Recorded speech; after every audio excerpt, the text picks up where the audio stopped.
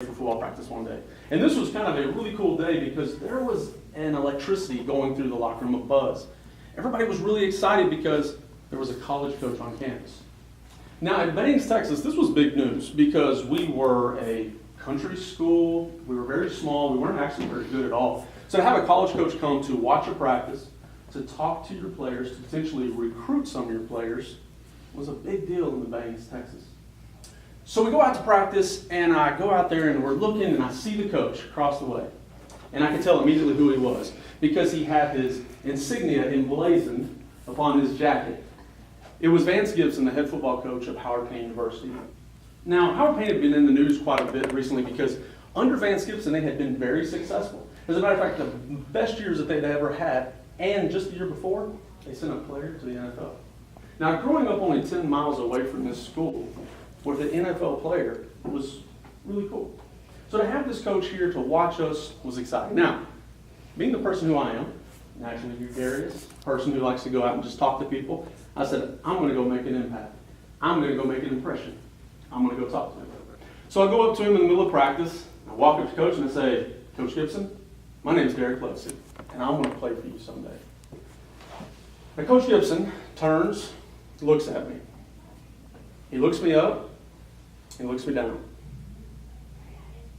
Then he looks me up again, and he looks me down. And then he turns his head slightly askew to gaze out over the field of brown grass and slow country white kids trying to play football. And he says, son, do you know what the secret of life is? I'm kind of taken aback. That's not what I asked. I told you I was going to play football for you someday, but I know how coaches are. They're always trying to teach a lesson. So I said, no, sir, I don't. What is the secret to life? And he said, son, the secret to life, without breaking his game, by the way. Son, the secret to life is winning the battle of attrition. Do you know what that means? Now, I fancied myself quite an intelligent young man. I thought I was pretty good with the dictionary. But I honestly didn't know what that meant. So I told him, no, sir, I don't know what that means. And he said, son, I'll tell you what. You go find out what the battle of attrition means. You come back and you tell me. And you will then know what the secret of life was. So I go home and I start to learn and I find out what the word attrition means. And some of you may be familiar with it. I wasn't. But the word attrition basically means the breaking down, the wearing away, or the reducing of strength of an opponent or an item by constant force or pressure. Basically just continuing to go at something and breaking it down finally.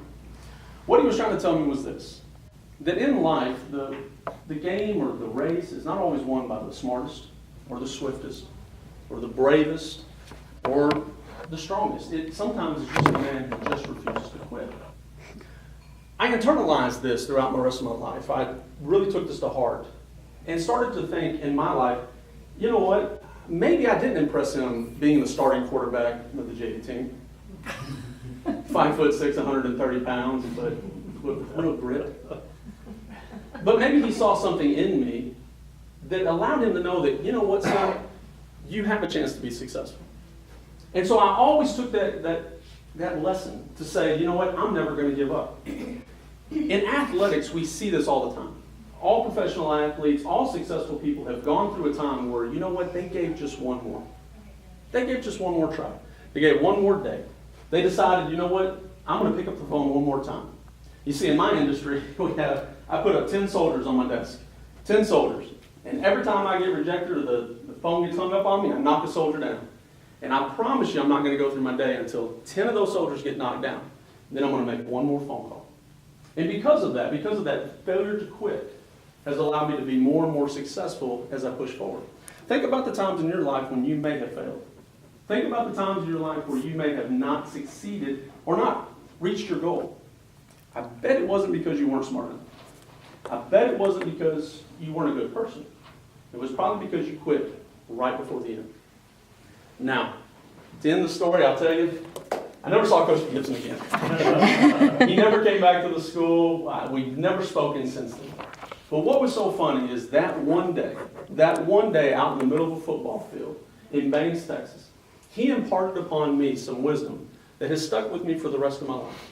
And that is simply this. I don't know if it is the secret to life, but I do believe it is a secret to life. that if you simply just do not quit, you'll find success. Thank you.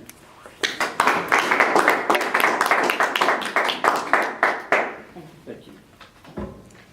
And we have a last minute speech, Ankit.